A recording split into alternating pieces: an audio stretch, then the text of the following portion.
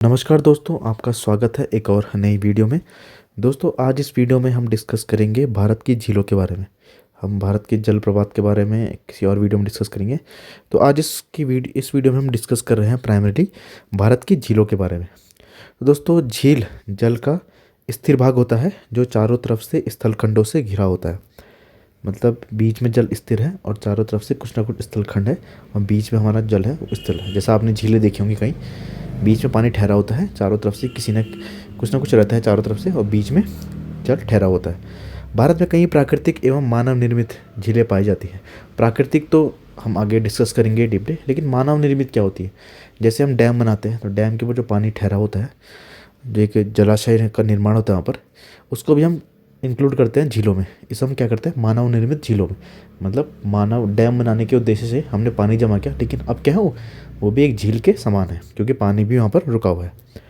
मानव निर्मित झीलों में बहुउद्देशीय परियोजनाओं के अंतर्गत बनाए गए जलाशयों को सम्मिलित किया जाता है। वहीं प्राकृतिक झीलों को कई वर्गों में बांटा गया है। दोस्तों, अब आइए डिस्कस करते हैं प्राकृतिक झीलें कितने टाइप की होती हैं। एक है विवर्तनिक झीलें।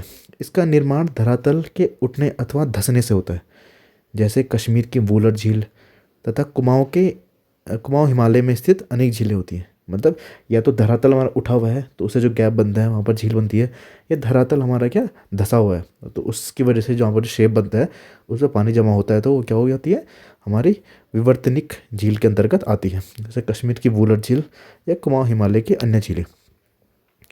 दूसरा है दोस्तों लैगून अथवा अनूप झीलें। अब लैगून झील बहुत इंपॉर्टेंट है, इसके रिलेटेड काफ़ी इंपॉर्टेंट झील जैसे चिल्का झील, पुलिकट झील, ये सब झीलें बहुत इंपॉर्टेंट है, इनको हम आगे डिटेल में पढ़ेंगे। पर लैगून झील क्या है, हमारा इम्पॉर्टेंट है, डिस्कस करते हैं। इसका निर्माण तब होता है जब समुद्र जल का कुछ भाग बालू, चट्टान या प्रवाल भित्ति के द्वारा मुख्य जल से अलग हो जाता है। हमारे जल का कुछ भाग अलग हो जाता है जब। कुछ झीलें संकरे जलीय मार्गों द्वारा समुद्र से जुड़ी होती हैं।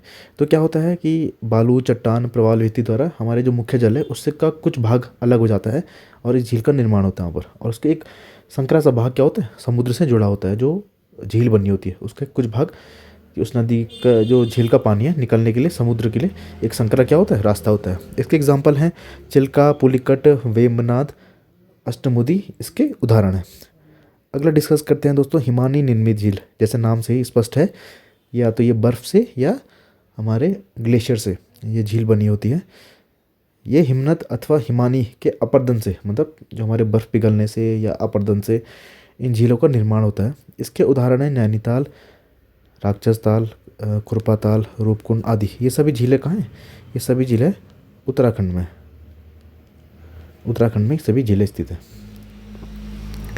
आगे डिस्कस करते हैं वायु द्वारा निर्मित झीलें। तो दोस्तों, वायु द्वारा भी कुछ झीलें निर्मित होती हैं। अब किस क्षेत्र में होती है? ये मुख्यतः होती है राजस्थान में। राजस्थान में झीलें क्या होती है? वायु निर्मित झीलें होती है। पढ़ते हैं इसके बारे में। हवाओं के प्रवाह एवं अपर्दन से निर्मित झीलें इस श्रेणी के अंतर्गत आती हैं। इन झीलों को प्लाया भी कहते हैं। तो क्या कहते हैं इन झीलों को? प्लाया भी कहते हैं। ये मुख्यतः लवणीय झील होती है, ये भी इंपॉर्टेंट है। जो लवणीय झील होती है ये मुख्यतः वायु निर्मित झील होती है। राजस्थान की अधिकांश झीलें इसी श्रेणी की हैं, जैसे सांबर झील, डिडवाना झील, पंचभद्रा, लूणकरणसर इत्यादि। ये सभी झीलें किसके अंतर्गत आती हैं? वायु द्वारा निर्मित झीलें हैं। और सभी झीलें कहाँ की हैं? हमारे राजस्थान की। डेल्टाई झील। डेल्टाई झीलें क्या होती हैं? ये झीलें डेल्टाई प्रदेशों में नदी वितरिकाओं, वितरिका को हम इंग्लिश में कहते हैं डिस्ट्रीब्यूटरीज। एक होती ट्रिब्यूटरी, एक होती डिस्ट्रीब्यूटरी। मतलब हमारा जल का कुछ भाग अलग हो जाता है, हमारी जो मुख्य नदी होती है उसका कुछ भाग अलग हो जाता है और सीधा क्या समुद्र में जाता है। तो क्या होता है, पानी यहाँ से डिस्ट्रीब्यूट हो जाता है, इसे डिस्ट्रीब्यूटरीज कहते हैं। एक तो जो सहायक नदियाँ होती हैं जो नदी में मिलती है उन्हें तो ट्रिब्यूटरी कहते हैं, लेकिन क्या होता है कि कुछ भाग लास्ट में मुख्य जल से अलग हो जाता है तो उसे क्या बोलते हैं? डिस्ट्रीब्यूटरी बोलते हैं। तो क्या होता है, नदी वितरिकाओं के मध्य निर्मित होती है डेल्टाई झीलें। जैसे कोलेरू झील, ये देखिए आप, कोलेरू झील जो है ये क्या है? डेल्टाई झील है। कहाँ है, कौन से डेल्टा में स्थित है? ये कृष्णा गोदावरी डेल्टा में स्थित है। दोस्तों आगे बढ़ते हैं। ज्वालामुखी क्रिया से निर्मित झीलें। जो कोई ज्वालामुखी क्रिया होती है उससे जो शेप बनता है उसमें झील का निर्माण होता है, उसे ज्वालामुखी क्रिया से निर्मित झीलें होती हैं, जिसे हम क्रेटर झील भी कहते हैं। तो महाराष्ट्र की बुलडांडा जिले की लोनार झील कौन सी झील? लोनार झील, महाराष्ट्र की लोनार झील क्रेटर झील एक, याद रखिएगा। कौन सी झील है? महाराष्ट्र की लोनार झील एक क्रेटर झील है। अब दोस्तों जो प्रमुख झीलें हैं उनके बारे में पढ़ते हैं। आप याद रखिएगा लैगून झील, ये आप याद रखिएगा, इसके आप डेफिनेशन याद रखिएगा। लैगून झील की क्या होती है? जब समुद्र जल का कुछ भाग बालू, चट्टान, प्रवाह, रेती के द्वारा मुख्य जल से अलग हो जाता है तो संकरीय जलीय मार्ग से समुद्र से जुड़ी होती है। ये डेफिनेशन याद रखिएगा, आगे बहुत झीलें आने वाली है इसकी। तो आइए दोस्तों डिस्कस करते हैं। लोकटक झील मणिपुर, यह उत्तर पूर्व भारत की सबसे बड़ी मीठे पानी की झील है। कौन से? उत्तर पूर्वी भारत की सबसे बड़ी मीठे पानी की झील है। कौन सी है? हमारी लोकटक झील। ये बहुत इंपॉर्टेंट झील है मणिपुर की, इसको लाइफ लाइन भी कहते हैं मणिपुर की। तो मणिपुर लोकटक झील बहुत बड़ी बात है। वहाँ आप जाओगे तो वहाँ हर लोकटक झील वहाँ की सबसे प्रसिद्ध चीज़ों में से एक है मणिपुर की। इस पर तैरते हुए द्वीप पाए जाते हैं, तो ये भी इम्पोर्टेंट है, तैरते हुए द्वीप पाए जाते हैं और जिसे स्थानीय भाषा में फुमदी कहते हैं, फुमदी। और ये विश्व का एकमात्र तैरता हुआ उद्यान केबुल लामजाओ नेशनल पार्क, ये बहुत इंपॉर्टेंट है। केबुल लामजाओ नेशनल पार्क, आप कभी मणिपुर स्टेट में जाओगे तो आप इसके बारे में, तो इस नेशनल पार्क के बारे में तो आप सुनोगे। अगर आप कभी घूमने गए तो सबसे पहला आप अगर पढ़ोगे आप मणिपुर के बारे में कि वहाँ क्या फेमस है, तो इस नेशनल पार्क का जिक्र आप टॉप की चीज़ें उसमें पढ़ोगे। तो विश्व का एकमात्र तैरता हुआ नेशनल पार्क है केबुल लामजाओ नेशनल पार्क। क्यों? इसमें तैरते हुए द्वीप पाए जाते हैं जिन्हें स्थानीय भाषा में फुमदी कहते हैं। यह संगाई हिरण का एकमात्र प्राकृतिक आवास है। तो दोस्तों जो संगाई हिरण है वो मणिपुर राज्य के राज्य प्रतीकों में से भी एक है और ये सिर्फ और सिर्फ इसी राष्ट्रीय उद्यान के अंदर पाए जाते हैं भारत में। कौन से? केबुल लामजाओ नेशनल पार्क के अंदर पाए जाते हैं हमारे संगाई हिरण। ये भी आप इम्पोर्टेंट है, याद रखिएगा। अपनी उत्पादकता एवं जैव विविधता के कारण मणिपुर की जीवन रेखा कहलाती है। लाइफलाइन मैंने बताया आपको पहले ही। यह रामसर आर्द्रभूमि सूची या वेटलैंड सूची, रामसर वेटलैंड सूची और मॉन्ट्रेक्स रिकॉर्ड के अंतर्गत शामिल है। तो याद रखिएगा दोनों में, मॉन्ट्रेक्स रिकॉर्ड और रामसर आर्द्रभूमि सूची में, ये क्या है दोनों में शामिल है। लोकटक जल विद्युत परियोजना से इसकी जैव विविधता तथा पारिस्थितिकी पर नकारात्मक प्रभाव पड़ा है। ये भी इंपॉर्टेंट है, कैसे क्या प्रभाव पड़ा है? नकारात्मक प्रभाव पड़ा है। आइए दूसरी झील के बारे में डिस्कस करते हैं। ये यहाँ से शुरू होती है लैगून झील, इंपॉर्टेंट रखेंगे। लैगून झील मैंने अभी आपको डेफिनेशन ही बताई थी। तो आंध्र प्रदेश और तमिलनाडु की सीमा पर स्थित है। क्या है? आंध्र प्रदेश और तमिलनाडु की सीमा पर अवस्थित है। यह लैगून झील के अंतर्गत आती है। श्रीहरिकोटा द्वीप, याद रखिएगा श्रीहरिकोटा द्वीप कहाँ है? पुलिकट झील पे। तमिलनाडु और आंध्र प्रदेश के बीच पुलिकट झील है, उस पर क्या है? श्रीहरिकोटा द्वीप है। इस झील को बंगाल की खाड़ी से अलग करता है। मतलब ये झील हो गई पुलिकट झील, ये है बंगाल की खाड़ी और बीच में क्या है हमारा? श्रीहरिकोटा। श्रीहरिकोटा द्वीप बीच में है। सतीश धवन अंतरिक्ष केंद्र भी इसी द्वीप में स्थित है। कौन से द्वीप में? श्रीहरिकोटा द्वीप में। अब आगे डिस्कस करते हैं वेम्बनाथ झील के बारे में। दोस्तों एक और लैगून झील आ गई। इससे पहले हमने एक लैगून झील पढ़ी, कौन सी? ये पुलिकट झील। अब आगे हमारी दूसरी वेम्बनाथ झील, ये भी लैगून झील है। तो पुलिकट झील हमारी थी आंध्र प्रदेश तमिलनाडु के बॉर्डर पे और वेम्बनाथ झील हमारे केरल में। कहाँ स्थित है? केरल में स्थित है। तो यह भारत की सबसे लंबी झील है, याद रखिएगा, सबसे लंबी झील मानी जाती है भारत की। कौन सी है? वेम्बनाथ झील, जिसकी लंबाई 96 किलोमीटर है। यह रामसर आर्द्रभूमि, ये भी है रामसर वेटलैंड सूची में है, के अंतर्गत सम्मिलित है। इस झील में केरल की लगभग 10 नदियाँ अपना मुहाना बनाती है। अब 10 नदियाँ अपना मुहाना बनाती है, जिसमें से पंबा और पेरियार प्रमुख झील हैं। ये नदियाँ बहुत फेमस है, पर पेरियार जो नदी है वो साउथ इंडिया की बहुत इंपॉर्टेंट नदी है। तो इसका अपना मुहाना कहाँ बनाती है? वेम्बनाथ झील में। वेम्बनाथ झील में 2 द्वीप है, ये भी इंपॉर्टेंट है, दोनों द्वीप इंपॉर्टेंट है। वेलिंगटन और वल्लारपदम, दोनों द्वीप कहाँ है? वेम्बनाथ झील में है। नेहरू ट्रॉफी नौकायन प्रतियोगिता प्रतिवर्ष ओणम पर्व के अवसर पर आयोजित की जाती है, जिसे स्थानीय भाषा में वल्लामकली कहते हैं। अब बात करते हैं दोस्तों चिल्का झील के बारे में। चिल्का झील यह भी जो है लैगून है और खारे पानी की झील है, याद रखिएगा। लैगून है प्लस खारे पानी की झील है और कहाँ है? उड़ीसा में है। उड़ीसा के कौन से तट पर? उत्तरी सरकार तट पर। यह उत्तरी सरकार तट उड़ीसा में अवस्थित है। भारत की सबसे बड़ी लैगून झील है। सिर्फ लैगून झील नहीं है, भारत की सबसे बड़ी लैगून झील है और एवं खारे पानी की झील है।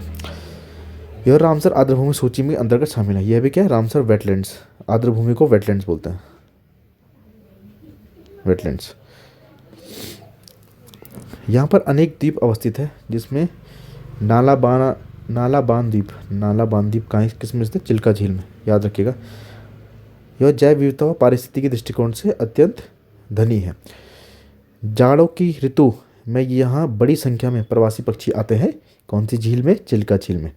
मानवीय गतिविधि के कारण इसकी जैव विविधता को अत्यधिक नुकसान पहुंचा है, जो कि ऑब्वियस है। यहाँ पाए जाने वाले संकटग्रस्त जीवों में ग्रीन सी टर्टल, अब कौन कौन से है याद रखिएगा। ग्रीन सी टर्टल है, इरावदी डॉल्फिन कहाँ है? चिल्का झील में, याद रखिएगा। Green sea turtle, Irrawaddy dolphin और ड्यूगोंग, ब्लैक बक और फिशिंग कैट, ये सब क्या है? चिल्का झील में अवस्थित है। ये भी इंपॉर्टेंट चीज़ है। दोस्तों आइए अब नेक्स्ट डिस्कस करते हैं वूलर झील के बारे में। अब ये भी बहुत ज़्यादा इंपॉर्टेंट झील है, इंपॉर्टेंट लगा दो इस पर। क्यों इंपॉर्टेंट है? क्योंकि वूलर झील जो है एशिया की दूसरी सबसे बड़ी स्वच्छ जल की झील है। एशिया की है दूसरी सबसे बड़ी स्वच्छ जल की झील है। यह भारत के जम्मू और कश्मीर के बांदीपुरा जिले में अवस्थित है। वूलर झील के जल का मुख्य स्रोत झेलम नदी है। कौन सी नदी है? झेलम नदी, याद रखिएगा। झेलम नदी जब आप पढ़ेंगे तो उसमें वूलर झील का जिक्र भी आएगा। इस झील के केंद्र में एक छोटा सा द्वीप भी है, जिसे जाइना लंक कहा जाता है। क्या कहा जाता है? जाइना लंक। छोटा सा द्वीप है बीच में, केंद्र में, जाइना लंक कहते हैं। इस द्वीप का निर्माण जैनुल अबीदीन द्वारा करवाया गया था। जैनुल अबीदीन द्वारा कराया गया था। किस झील का? वूलर झील का निर्माण। वूलर झील को प्राचीन काल में मौजूद सतीसर झील का अवशेष भी कहा जाता है। कौन सी झील का अवशेष कहा जाता है? सतीसर झील का अवशेष भी कहा जाता है। इस झील का परिसर एक लोकप्रिय सूर्यास्त बिंदु भी है। तो एक सूर्यास्त बिंदु भी मतलब सनसेट होता है, तो ये एक सनसेट पॉइंट भी, ये झील बहुत एक लोकप्रिय सनसेट पॉइंट भी है इस झील पे। अब आगे डिस्कस करते हैं कोलेरू झील। दोस्तों कोलेरू झील भारत की सबसे बड़ी ताज़े पानी की झीलों में से एक है। कोलेरू झील, इसे अक्टूबर 1999 में एक अभ्यारण्य नामित किया गया था। राज्य में कृष्णा और पश्चिमी गोदावरी जिले के मध्य स्थित है। अब कोलेरू झील हमने इससे पहले भी पढ़ा था, आप याद रखिए। कोलेरू झील हमने क्या पढ़ा था? ये देखिए, यहाँ पढ़ा था हमने कोलेरू झील। ये डेल्टाई झील, ये किससे बना है? नदी वितरिका से बना है हमारा क्या? कोलेरू झील। हम नीचे पढ़ रहे हैं कोलेरू झील को। कृष्णा नदी प्रत्यक्ष रूप से कोलेरू झील को भरण नहीं करती है। कोलेरू झील की दो मौसमी नदियाँ बुडमेरू और तलीमेरू, क्या नाम है? बुडमेरू और तलीमेरू से जल प्राप्त होता है। किस झील को? कोलेरू झील को।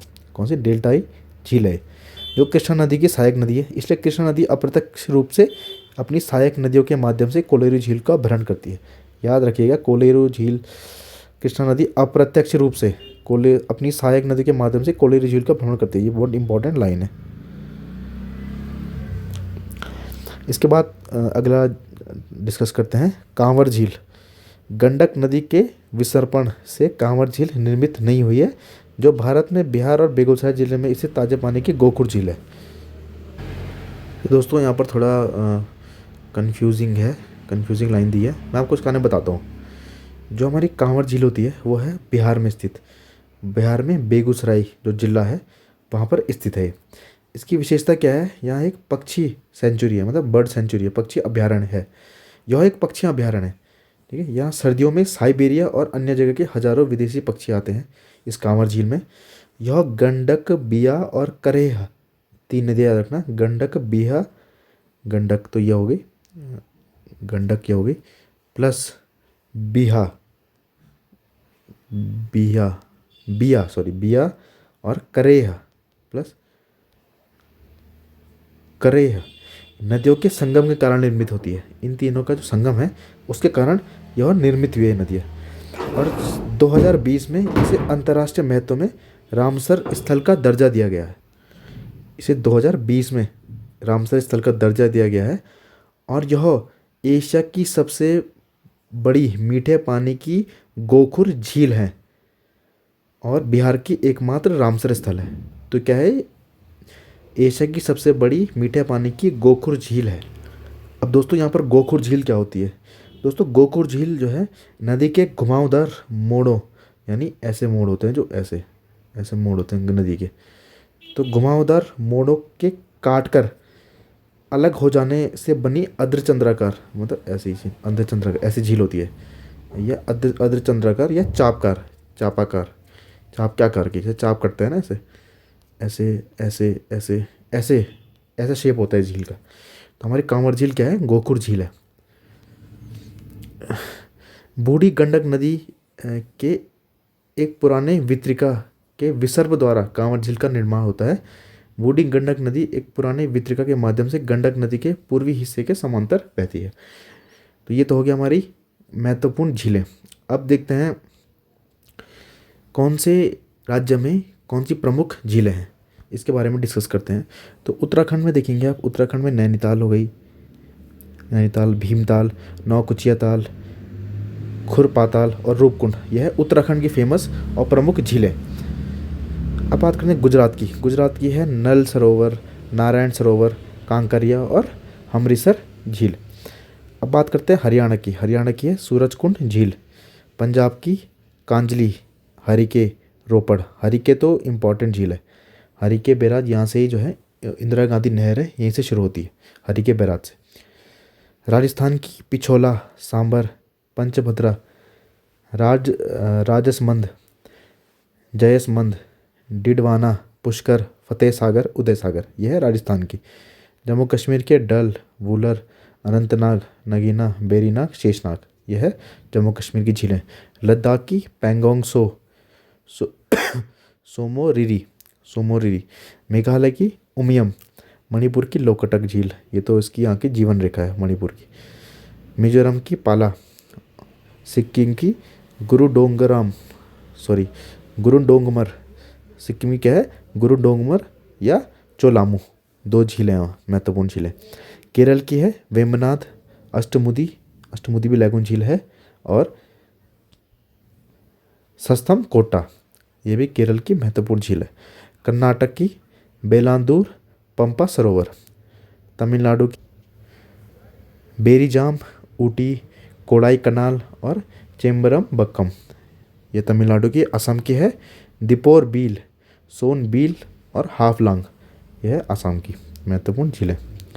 महाराष्ट्र की लोनार, पवई, गरिवाड़ा, सलीम अली सरोवर। तेलंगाना की हुसैन सागर, उस्मान सागर और हिमायत सागर। आंध्र प्रदेश की कोलेरू। यह है कुछ महत्वपूर्ण झीलें हमारे स्टेट वाइज, इन सबको आप एक राउंड देख लेंगे। अब कुछ मानव निर्मित झीलें हैं, जैसे गोविंद बल्लभ पंत सागर। गोविंद बल्लभ पंत सागर ये कहाँ है, यूपी में है। यूपी में कहाँ है, सोनभद्र जनपद में सोन की सहायक नदी रिहंद पर स्थित है। किस पे है, रिहंद पर स्थित है। किसकी सहायक नदी है, सोन नदी की सहायक नदी है। दूसरा स्टेनले जलाशय, तमिलनाडु की कावेरी नदी पर स्थित। कौन सी नदी पर स्थित है, कावेरी नदी पर स्थित है। कौन सा बांध है, मेट्टूर बांध के पीछे बनी जो झील है उसे स्टेनले जलाशय या स्टेनले झील कहते हैं। फिर पेरियार झील, केरल में पेरियार नदी पर निर्मित है। गोविंद सागर झील, ये याद रखिएगा, गोविंद सागर झील हिमाचल प्रदेश में भाखड़ा बांध के पीछे सतलुज नदी पर स्थित है। कौन सी नदी पर, सतलुज नदी पर स्थित है। राणा प्रताप व जवाहर सागर राजस्थान तथा गांधी सागर मध्य प्रदेश, ये चंबल नदी पर स्थित है। कौन सी नदी पर, चंबल नदी पर। राणा प्रताप व जवाहर सागर और गांधी सागर, ये सभी झीलें किस पे स्थित है, चंबल नदी पे। नागार्जुन सागर, ये तो है कृष्णा नदी पर स्थित है। ये झील नागार्जुन सागर का है, आंध्र प्रदेश और तेलंगाना की सीमा पर स्थित है। ये तो हो गया दोस्तों प्रमुख झीलें। अब नेक्स्ट वीडियो में हम या अगली कुछ वीडियो में हम जलप्रपात पढ़ेंगे, वाटरफॉल्स पढ़ेंगे। दोस्तों यही ख़त्म होता है टॉपिक। थैंक यू वीडियो देखने के लिए। मिलते हैं नेक्स्ट वीडियो में।